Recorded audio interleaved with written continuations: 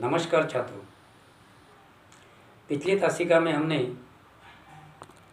कक्षा 7वीं विषय हिंदी इकाई पहली और पहली इकाई में हमने पाठ जो देखा था वाचन मेला, उसके बारे में जानकारी प्राप्त की थी।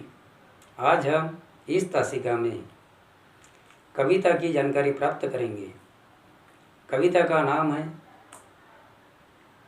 फूल और कांटे, जिसकी रचना अयोध्या सिंह उपाध्याय इन्होंने की है। इनको हरिऔध ये उपाधि दी गई थी। इनकी अनेक रचनाएं प्रसिद्ध हुई है, जिनमें प्रिय प्रवास, पद्य प्रसून, वैदेही वनवास और प्रेम कांता आदि किताबों की और कविताओं की रचना इन्होंने की है। इनका जन्म 1865 आजमगढ़ उत्तर प्रदेश और इनकी मृत्यु 1947 में हुई थी। प्रस्तुत कविता इनकी एक रचना है। इस कविता में इन्होंने हमें जानकारी दी है कि इंसान जमीन पर जन्म लेता है, जहाँ पर जन्म लेता है वही पर बहुत सारे जीव जंतु, फूल कांटे, वनस्पति, पेड़ पौधे भी जन्म लेते हैं। जैसे आमतौर पर देखा जाए, अगर एकादी फूल की अगर हमने बात की तो उस पर हमें पता ही चलेगा कि पौधे से फूल की उत्पत्ति होती है, लेकिन पौधे पर कांटे भी उगाए जाते हैं।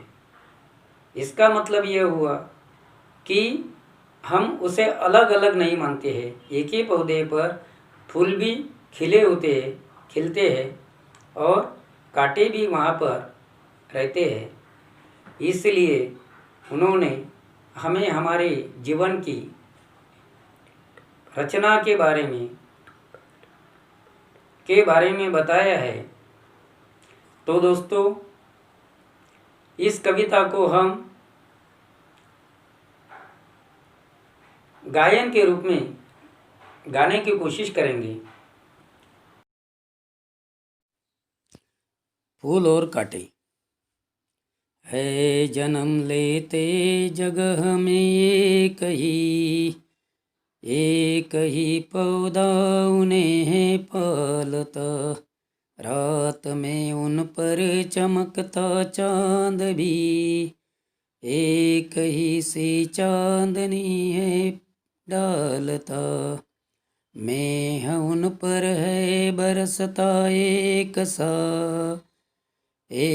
सी उन पर हवा है बही, पर सदा ही यह दिखाता है हमें ढंग उनके एक से होते नहीं। छेद कर काटा किसी की उंगलियां, फाड़ देता है किसी का वरवसन। प्यार डूबी तितलियों के पर कतर, भोर का है वेद देता शाम तक।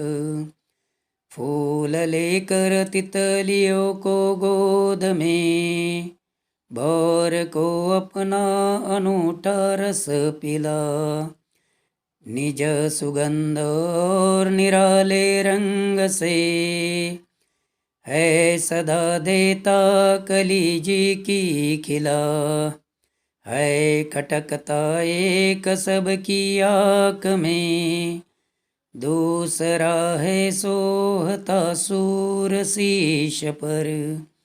किस तरह कुल की बढ़ाई काम दे, जो किसी में हो बड़प्पन की कसर।